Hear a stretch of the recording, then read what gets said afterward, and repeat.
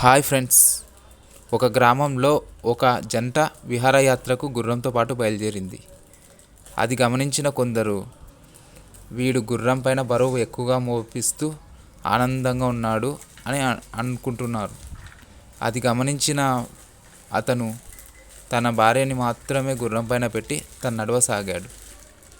అది అలా అలా కొంచెం ముందరికి వెళ్ళిన తర్వాత అక్కడ కొందరు మాట్లాడుకుంటూ, వీడు అప్పుడే భార్యకు బానిస అయిపోయాడు, భార్యని గుర్రం పైన మోసుకెళ్తూ వీడు మాత్రం నడుస్తున్నాడు అన్నాడు.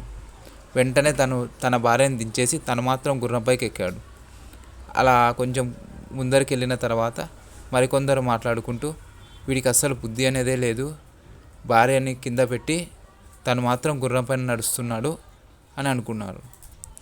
ఏం చేయాలో అర్థం కాని ఈసారి తాను కూడా దిగి గుర్రాన్ని పక్కన పెట్టుకొని అలా తన ప్రయాణం కొనసాగించాడు. గుర్రం పక్కనుంటే ఎవరైనా నడుస్తారా అంటూ మరికొందరు మాట్లాడుకోవడం అతను గమనించాడు. సొసైటీలో నువ్వు ఎలాగున్నా నిన్ను నిందిస్తూనే ఉంటారు కనుక వాటిని ఏం పట్టించుకోకుండా మన పని మనం చేసుకుంటూ ముందుకు కొనసాగాలి. Thank you friends.